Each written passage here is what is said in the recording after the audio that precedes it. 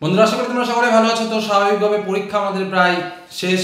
তো এই মুহূর্তে ছাত্রছাত্রীদের পরবর্তী স্টেপ নিয়ে ভাবনা চিন্তার কথা, অর্থাৎ সেমিস্টার 4 নিয়ে ভাবনা চিন্তা কিন্তু শুরু করে দেওয়ার কথা। কারণ আমাদের এখন যে সময় সেটা স্বাভাবিকভাবে পুজোর ভ্যাকেশন চলবে, তারপরে কিন্তু কিছুদিন স্কুল, তারপরে আবার যথারীতি 4th সেমিস্টার পরীক্ষা। তো 3rd সেমিস্টার পরীক্ষা দিয়ে মোটামুটি একটা দুটো সাবজেক্ট বাদ দিয়ে যার যে সাবজেক্টই থাকুক না কেন, মোটামুটি প্রশ্ন যে খুব একটা সহজ হয়নি সেটা কিন্তু তোমরা হাড়ে হাড়ে টের পেয়েছো।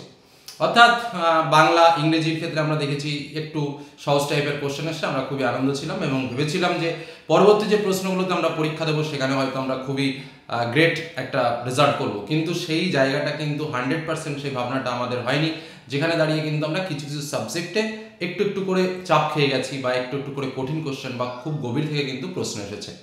এবার যেটা বিষয় সেটা হচ্ছে আজকের আলোচনা আমরা 4টে বিষয় নিয়ে আলোচনা করব। তো পরপর সেই বিষয়গুলো নিয়ে আসি। একদম ফার্স্ট আমরা যে বিষয় নিয়ে আলোচনা করব যে 4th সেমিস্টারের প্রিপারেশন, সেটা নিয়ে জাস্ট দুটো কথা বলবো যে সময় নষ্ট নয়। কারণ 4th সেমিস্টারে আমাদের 2 মার্কের কোশ্চেন, 4 মার্কের কোশ্চেন, এই টাইপসের প্রশ্ন কিন্তু রয়েছে, ব্রড কোশ্চেন। আগের সিস্টেমে যদি আমরা পরীক্ষা দিতাম আমাদের কিন্তু কোনো চাপই থাকতো না। কারণ বেশিরভাগ সাবজেক্ট, বিশেষ করে আর্টস গ্রুপের সাবজেক্টগুলোর দিকে যদি আমরা দেখি তাহলে কিন্তু 8 মার্কের কোশ্চেন আসতো এবং সেখানে আমরা 7-8টা প্রশ্ন বলে দিতাম, তোমাদের সেই 7-8টা প্রশ্নের ভিতরে প্রায় হুবহু সমস্ত প্রশ্নই কমন পাওয়া যেত এবং সেখান থেকে 4-5টা প্রশ্ন লিখতে হতো 40 মার্ক ম্যাক্সিমাম সাবজেক্টে। কিন্তু এবার যেহেতু সেই ডাইরেক্ট 8 মার্কের কোশ্চেন কিন্তু মোস্ট অফ দ্য পার্সেন্ট সাবজেক্টের কিন্তু সেটা নেই, যে কারণে পার্ট মার্কিং নম্বরটা কিন্তু অনেক বেড়েছে। 2 মার্ক, 3 মার্ক, 4 মার্ক, বিভিন্ন সাবজেক্টে বিভিন্ন রকম ক্যাটাগরিতে কিন্তু মার্কস ডিস্ট্রিবিউশন রয়েছে। সে বিষয় নিয়ে আমরা প্রত্যেক সাবজেক্ট ওয়াইজ তোমাদের সামনে আলোচনা করবো এবং তুলেও ধরবো। বিভিন্ন বই অলরেডি ঢোকা শুরু হয়ে গেছে, ঢুকতে শুরু করেছে। খুব গুড একটা বইয়ের বান্স যতক্ষণে আমরা হবে একটু পড়াশোনাও করে নিই। তার মধ্যে তোমাদের অবশ্যই সঠিক বুক লিস্ট, ভালো বইয়ের নাম তোমাদের জন্য শেয়ার করব। ভূগোলটা আমি বলে দিতে পারি এই মুহূর্তে, কিন্তু এখন আমি বলবো না, কারণ ভূগোলের অনেক বই আমার কাছে এসছে এবং অন্যান্য টিচাররাও তারা বই পাচ্ছে। ভালো বই অবশ্যই তোমাদের জন্য শেয়ার করব। এবার কথা হচ্ছে প্রিপারেশন নিয়ে লেট করা যাবে না, সোজাসুজি এখন থেকে শুরু করার প্ল্যানিংটা কিন্তু করো। কারণ প্রশ্ন যেভাবে আসছে সব থেকে বেশি কষ্টের জায়গাটা হবে আমাদের 2 মার্কের কোশ্চেন প্রত্যেকটা সাবজেক্টে, এটা কিন্তু মাথায় রেখো। কারণ 2 মার্কের কোশ্চেনের অনেক অনেক জায়গা থেকে 2 মার্কের প্রশ্ন আসতে পারে, সেই জায়গাগুলোর জন্য আমাদের বেশি পরিমাণে খাটতে হবে। এটাই হলো মূল কথা। বড় কোশ্চেনের জন্য খুব বেশি খাটতে হয় না, আমরা বুঝতে পারি যে কোন কোনগুলো বড় কোশ্চেন আকারে আসবে, কিন্তু ওই 2 মার্কের কোশ্চেন কিন্তু গ্যারান্টি থেকেও বলবে না যে এটা আসবে।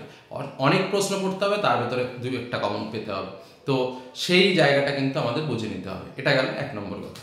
এবার আসি 2 নম্বর পার্ট। 3rd সেমিস্টারে পাস মার্ক স্যার ন্যূনতম কত পেতেই হবে সেটুকু একটু বলুন, যেটা না পেলে নয়।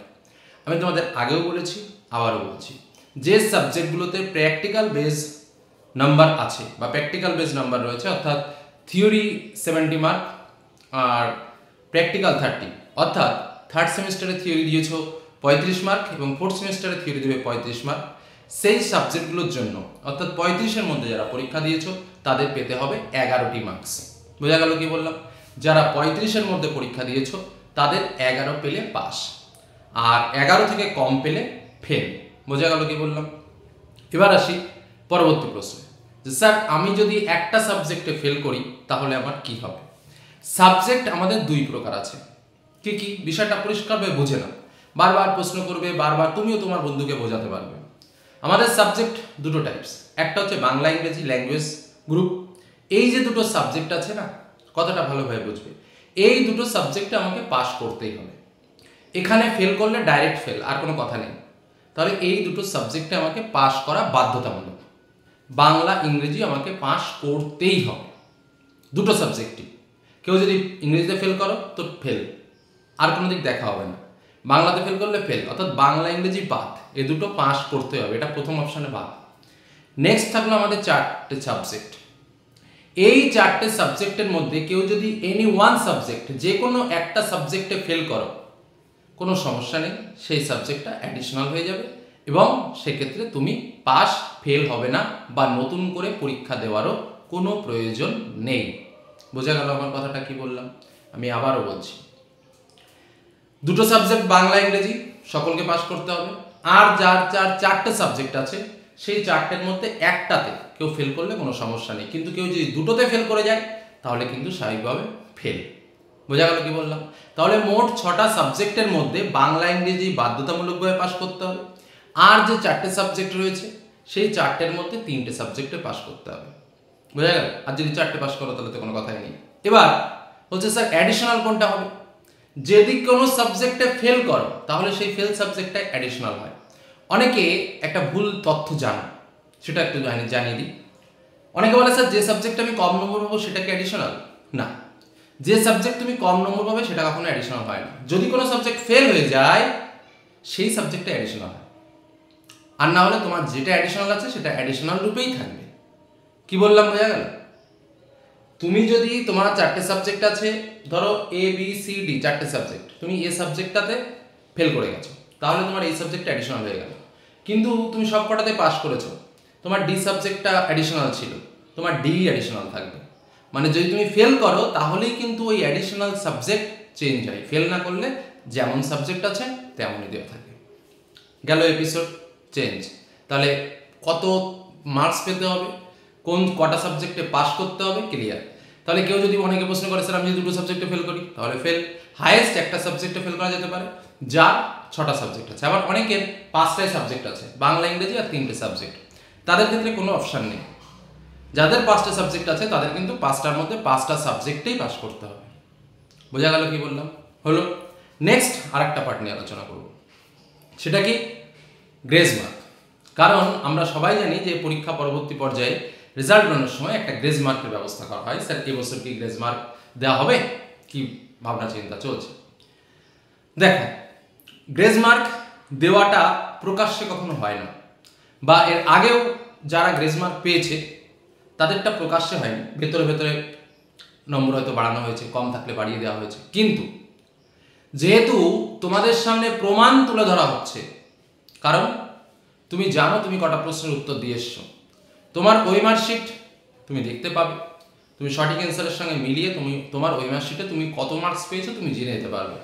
সে 10 পেলেও তুমি জানতে পারবে, 40 পেলেও তুমি জানতে পারবে, দেখে মিলিয়ে নিয়েই তুমি বুঝে যেতে পারবে যে তুমি কত মার্কস পেয়েছো। সাপোজ তুমি একটা সাবজেক্টে 9 পেয়েছো ওই মার্কশিটে, সেখানে 11 পেলে পাস, তো 2 মার্ক বাড়ানোটা কি সম্ভব? সম্ভব নয়। কারণ কি, 2 মার্ক যদি তোমাকে বাড়াতে হয় তাহলে তার প্রমাণ কোথায়? তখন আরেকজন মন দেশে বলবে যে একে 2 মার্ক বাড়ানো হয়েছে, আমাকে 2 মার্ক বাড়াও। এইসব সমস্যার কারণে কিন্তু এই ওএমআর সিস্টেমে, বিশেষ করে 3rd সেমিস্টারে কিন্তু কোনো গ্রেস মার্ক দেওয়া হবে না, যা রয়েছে তাই। অর্থাৎ 3rd সেমিস্টারে ফেল করলে কিন্তু চাপের ব্যাপার থাকবে। হ্যাঁ, 4th সেমিস্টারের ক্ষেত্রে যেহেতু হাতে খাতা দেখা, সেহেতু নাম্বার ম্যানিপুলেটের ব্যাপার আছে, নাম্বার এক জায়গা থেকে আরেক জায়গায় লোড করার ব্যাপার আছে, তখন ইন্টারচেঞ্জ হতে পারে। কারণ সম্পূর্ণ খাতার প্রুফ কপি তোমাদের হাতে নেই, কিন্তু ওএমআর শিটের প্রুফ কপি কিন্তু তোমাদের হাতে রয়েছে। যে কারণে একদম স্পষ্ট জেনে রাখো, 3rd সেমিস্টারে কোনো গ্রেস নম্বর নয়, ফেল করলে ফেল, পাস করলে পাস। যে কথাগুলো বললাম এটাই হচ্ছে বাস্তব নিয়ম। এর বাইরে অন্য কোনো কথা কোনো জায়গা থেকে যদি তোমরা শুনতে পাও তাহলে সেই কথাটার মানে যোগ্যতা নিয়ে একটু প্রশ্ন কিন্তু থাকবে, এটা কিন্তু বলে রাখলাম। প্রিপারেশন শুরু করে দাও, নেক্সট প্রিপারেশন নেওয়ার জন্য আমাদের সঙ্গে থাকো। কোনো রকম কোনো সমস্যা হলে কমেন্ট সেকশনে জানাও। আমরা খুব তাড়াতাড়ি 4th সেমিস্টার নিয়ে প্রোগ্রাম কিন্তু ধীরে ধীরে সাবজেক্ট ওয়াইজ শুরু করতে চলেছি। ধন্যবাদ, ভালো থেকো, সুস্থ থেকো, পুজো আনন্দে কাটাও।